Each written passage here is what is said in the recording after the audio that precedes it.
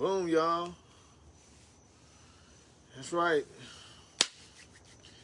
George L. Vickers, affectionately known as Four. Thank you for coming to the Four Show. The Four Show. This is where you see what I don't. Except for today, of course, it's trash day. This is where where you see me, and I mean that in more ways than one. And I realized today that I am more than I appear sometimes. A lot of times, like when you hear me hesitate when I'm talking sometimes, the reason why you hear me hesitate when I'm talking is because it's a filter that I got going on in my head. And this filter, it understands that words are real. And when you say something, you can't take it back. When you put it out in the air, words form reality. They form what you said. So the filter goes off in my head like, don't say that.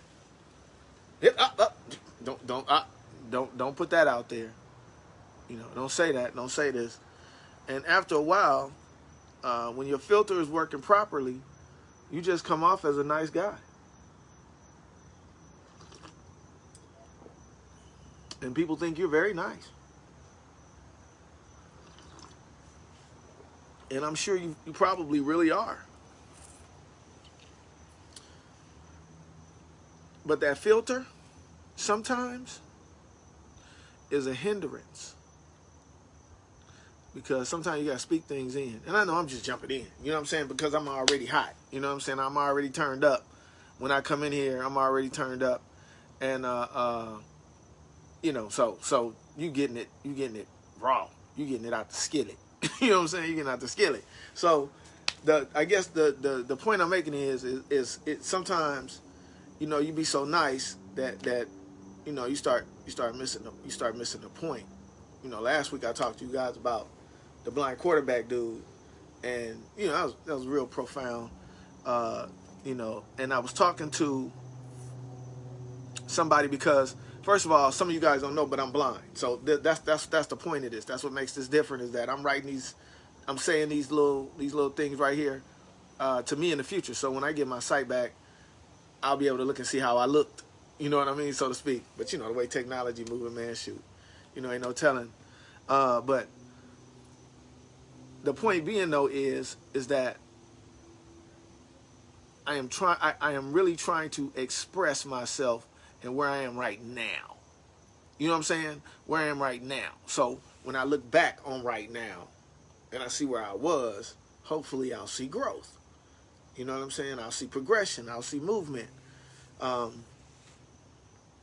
So I realize that a lot of times, and this is something that I've been fighting with, and that's that I have like this comedic timing.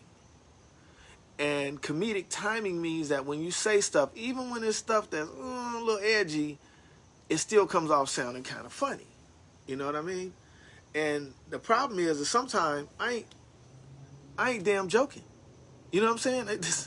I'm not playing with you. I'm serious. But people don't get it. You know what I'm saying? And I don't know what the reason is. It probably just the way I communicate. The way my face looks or something. I don't know. But I do know that, people read you. You know what I'm saying? And a lot of people, especially with the mask on and stuff, people can't tell what you're thinking. So, anyway, to my point, the blind guy that I was talking about who was a quarterback last week, and how, he would throw the ball, you know what I'm saying? He would throw the ball to the quadrant, to the area, to the location. You know what I'm saying? If you're talking about deep yardage, they had a set spot. Deep yardage was that spot.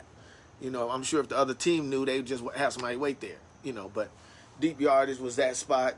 Shallow yardage was this spot. This A, B, C, or whatever. I don't know how they had the quadrants lined up. But homeboy said he'd throw the ball to the quadrant, and he would trust his players to be there. And that's something really solid, because what I said was, when you make a prayer, when you pray to God for something, God immediately throws the bomb. Because your words form reality. Your words form what's going to happen. Your challenge is to be where the ball going to be. You know what I'm saying? You got to be there. You got to be ready. You know, in the words of DJ Quick, if you stay ready, you ain't got to get ready. You know what I'm saying? And success, how does it go? It goes, success happens when opportunity and preparedness meet. Success happens when opportunity and preparedness meet. Now, this is for the sighted folks, right? Blind folks ain't gonna know what I'm doing, right? But when success happens when opportunity and preparedness meet. You know what I'm saying? When that ball gets to the spot where you at, you need to be there. Don't pray for stuff you don't want. Because if you pray for stuff you don't want, you're not going to be there. You're not going to have the faith to get there. You're not going to have the faith. And so, I left the house this morning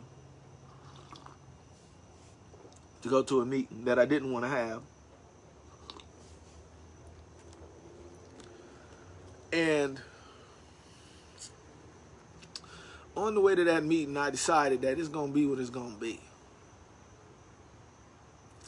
But like I was saying earlier, that filter that you use, that I use so much, that people use so much, that just makes them quote unquote just a nice guy. The filter makes you kind of think before you speak. It makes you think before you act. It's the filter. You know. It's that filter makes you treat people the way you want to be treated, and I want to be treated nicer. You know what I mean? All the time. So I try to treat people nicer. But sometimes you got to come with it. You know what I'm saying? Sometimes you got to get in somebody's face and you got to let them know that, look, I am the one with the stick. I'm the one with the stick. I will hit you upside the head with the stick. Okay? Don't make me hit you upside the head with the stick. I'm trying my best not to bust you upside your head. But if you keep on pushing me, I'm going to bust you upside your head. That's what I'm saying. My dad told me when I was younger, he said, son, just because you got the stick, you don't have to hit somebody with it. Just because you have the power don't mean you have to use it on somebody. You know what I'm saying? You don't have to use the pressure on somebody. You know what I'm saying? It's not about that. You like raising kids, you ain't got to hit them all the time.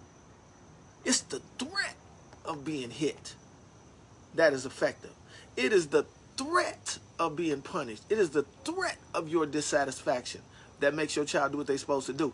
It's not you smashing on them every chance you get. You know what I'm saying? So that being the case, though, on the other side of that, sometimes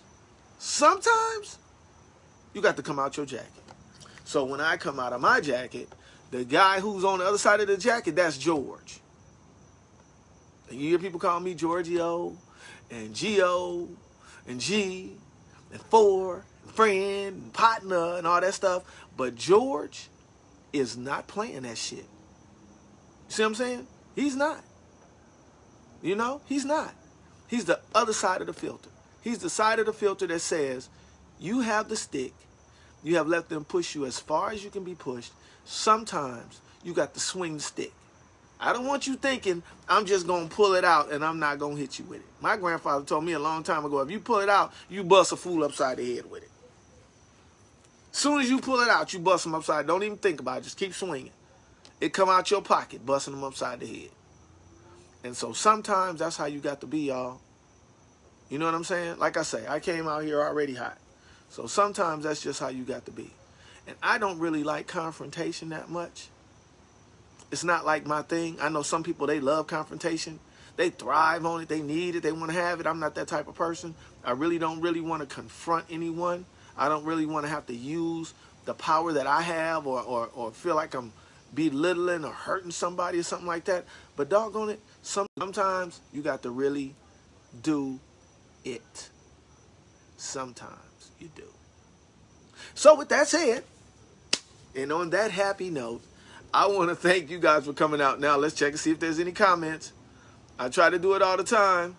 Is there any comments? What happened?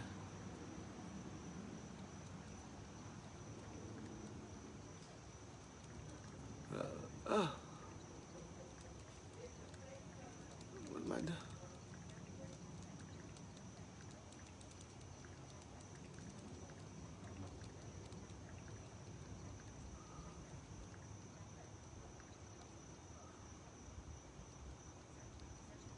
All right, I did that. Whew. I think that's about it. All right, y'all. I don't see no comments. Renee, I apologize, baby girl, that I didn't get this on here earlier. I know you said 4 o'clock, but I didn't get there early enough. I apologize for that. Hey, Jelly. Yeah, I apologize. You missed it, Jaleesa. I don't know. But I just want to say that I appreciate, appreciate this platform and this opportunity to act as silly as I want and be as serious as I want. And so I am going to respect that by saying, George, sometime you got to come out, brother. You know what I mean? Maybe you need to come out a little more often. That's what I'm thinking. But for right now, tucked away, get a nap. Good job today. And I'll talk to you guys later. May the 4 be with you.